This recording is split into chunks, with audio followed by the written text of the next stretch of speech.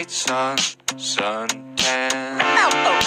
We could get lunch. Oh man, I think that I like you.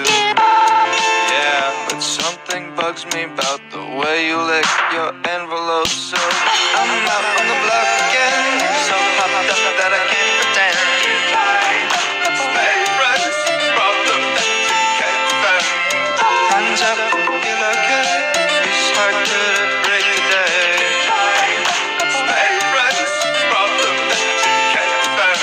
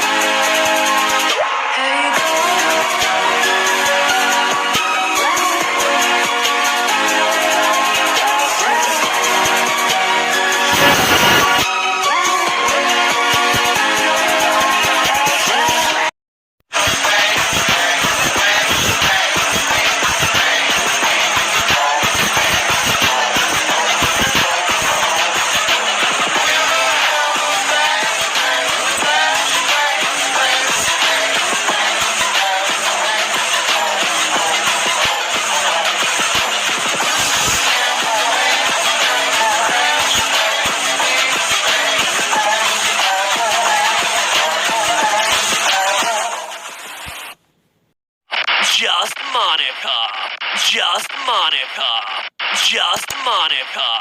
Just Monika. Just Monika. Just Monika. Just Monika. So last time we began covering the creepy, hidden mystery of... You should not have deleted me, Monika. I am still here, and I still want my Yuri. Long term.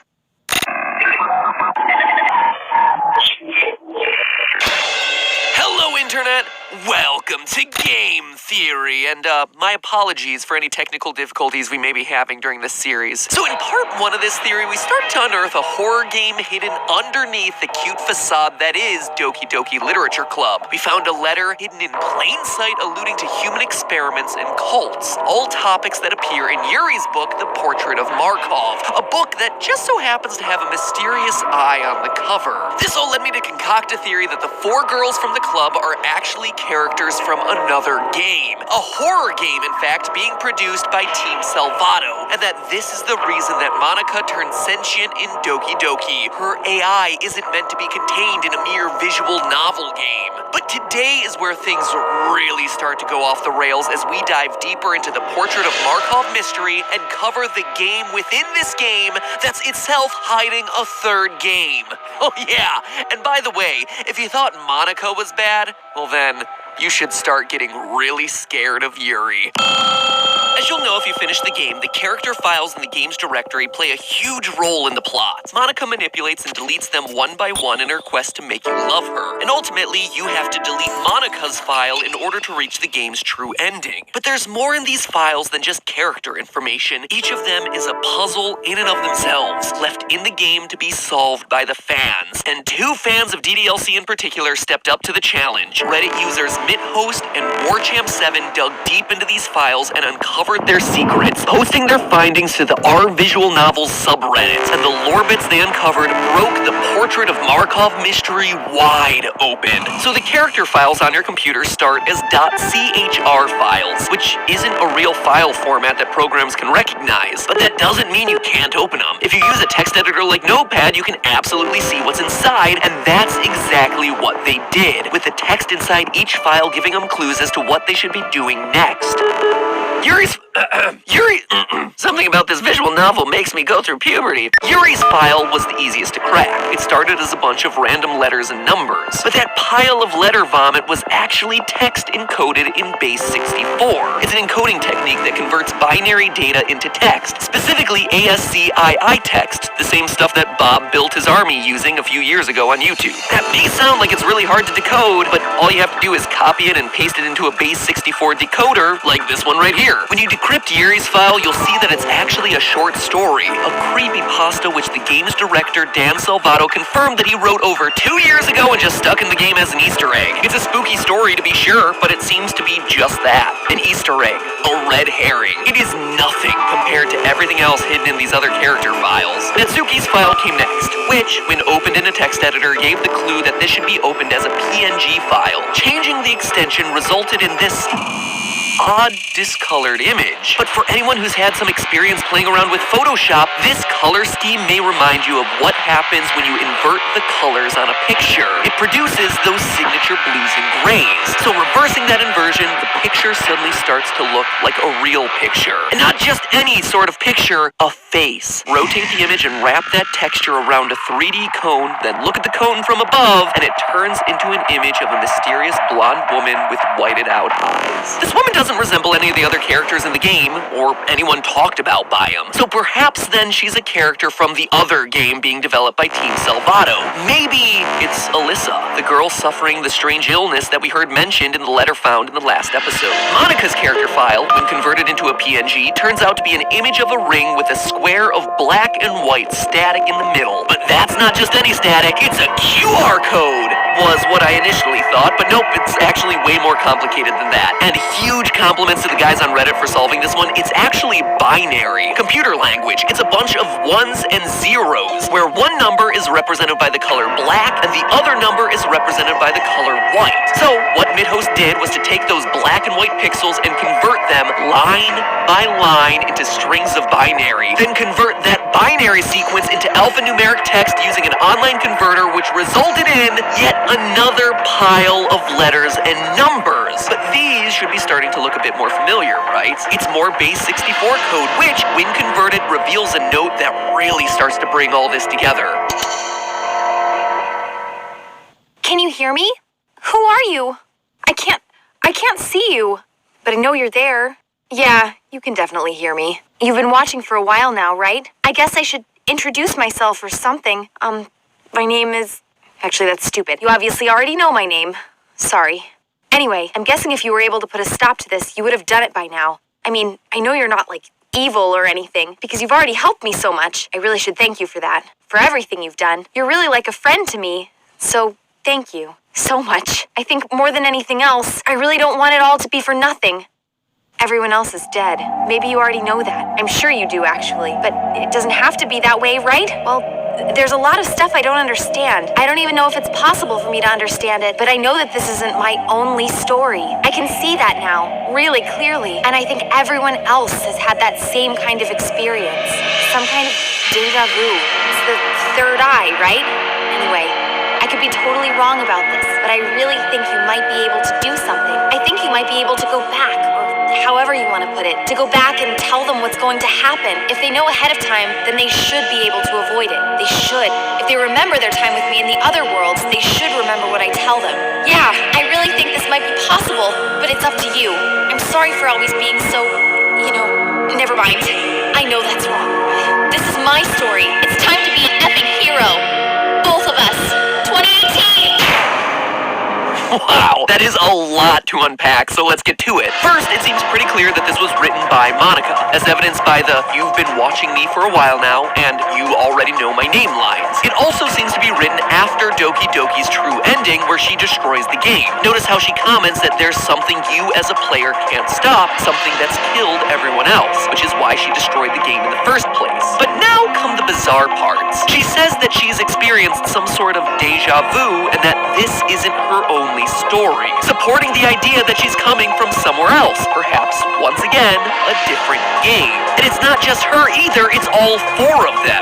Quote, everyone else has had the same kind of experience. What's most exciting, though, is her suggesting that perhaps we as the player can, quote, go back and tell them what's going to happen. If they know ahead of time, they should be able to avoid it, meaning that we're going to be tasked with trying to jog their memories, or that in this new game there'll be some sort of Easter egg calling back to the events of Doki Doki. Quote, if they remember their time with me in other worlds. Other worlds, like other games that these characters have been used in. That maybe we can do something in these other games to warn the girls and prevent Doki Doki from ever happening in the first place. And the conclusion is pretty much the most blatant. Team Salvato has another game coming in 2018, and in this game, Monika isn't the villain. She's the hero. Of everything in Monika's letter, though, one reference in particular really stands out, blaming this deja vu on what she calls the third eye. And it's not just Monika either. This third eye is hidden throughout your time with the literature club. During Act 2, you're always given 2 regular poems. Once the game starts to break, the first poem that Natsuki gives you is a string of random letters and numbers, which at this point we're old pros at decoding. Using base 64, the text reveals a creepy hidden poem titled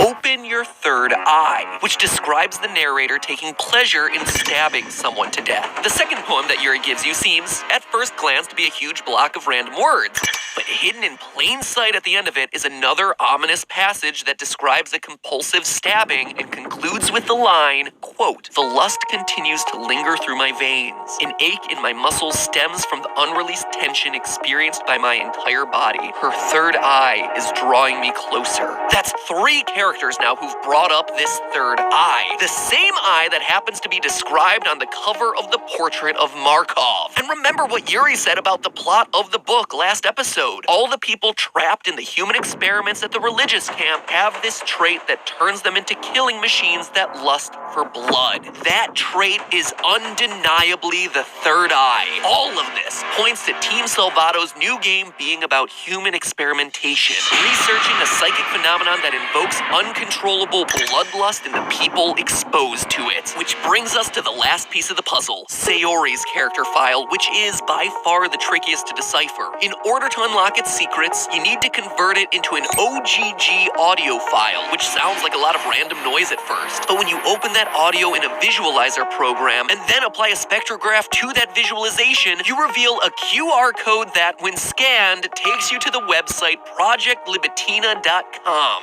Whew, that is a ton of work just to reach a page of plain text. But the information contained within that text is eye-opening. Third eye-opening, that is. The page is an examination report dated January 5th, 2004, which describes horrifying experiments being performed on a 3-year-old psychic girl with the first name Libitina. Her last name is left blank. Another blank name appears at the bottom of the page, another subject who was terminated earlier. Based on the context of the redacted poem we covered last episode, it's my guess that this girl is Alyssa. Even the number of letters in Alyssa match the number of redacted letters in the name. That's far from the only parallel to the portrait of Markov that we see here, though. A note to the head doctor at the bottom of the page reads, quote, "You are choosing to avoid the measures necessary to prevent a repeat scenario, doctor. Will you not have as much faith in your personnel as you do in your God?" End quote. Yuri says that the book is set in a religious camp that was turned into a human experiment prison, which lines up pretty well with this mysterious doctor's reported devotion to a god of some kind, and the redacted poem's allusion to joining this mysterious family. Judging from the various notes on this webpage, the tests performed on the 3-year-old were all about activating Libitina's third eye, that lust for blood, which proved successful, but then, based on the failed test results, Libitina is then unable to suppress. But not only are we getting more and more clues as to the next game Team Salvato is working on, we're actually seeing exactly how our favorite club mates are gonna fit into the story, because I am confident 3-year-old Libitina grows up to be one of the 4 girls we see in Doki Doki Literature Club. And what's more, I can prove exactly which one it is. Libitina is a 3-year-old, and her height and weight are both average for her age, so there's not much to go on there. But if we look a bit further down the page, we see a list of noted behaviors that the researchers say should be ignored in future examinations. Twitching,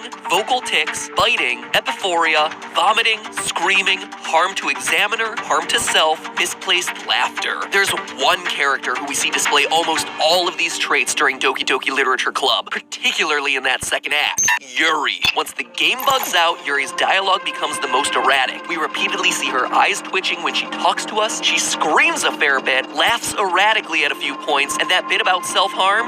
Well, I don't think I need to explain that one. But these aren't the only clues that we have to go on. There are 2 more things that absolutely confirm that Yuri is Libitina. The first is her age. Libitina was born January 5th, 2001, which would make her 17 years old in 2018, the year that Project Libitina is set to release. As the only member of the Literature Club in senior year, Yuri is the only one of the girls in the right age range to be Libitina. But there's also one more piece of crucial evidence that absolutely clinches this theory, and the evidence isn't found in the game itself, or even in its data, or a random hidden webpage, but rather in the Doki Doki Literature Club merchandise store. Yeah! This guy is hiding clues in more places than Scott Cawthon. Team Salvato might not be offering much in terms of merch items, but the few items that are present reveal some very interesting details. So let's look at the posters. 4 of them are simply CG of each girl taken straight from the game. Nothing too exciting there. Another 4 are creepy original artwork featuring iconic quotes from the characters. Between all of these, there's this running motif of the girls being tied up in a red string. Even Monika has a bow wrapped around her, but Yuri doesn't seem to possess these strings. In fact, all of the red strings seem to be emerging from her heart, from this flower, whatever this is, ensnaring all the other girls, an allusion to Libitina's psychic influence over everyone else. But if that doesn't convince you, there are 2 more posters for sale featuring original artwork. One of these is a surprisingly cute picture of Monika handing you the song she sings you at the end of the game. It's cute.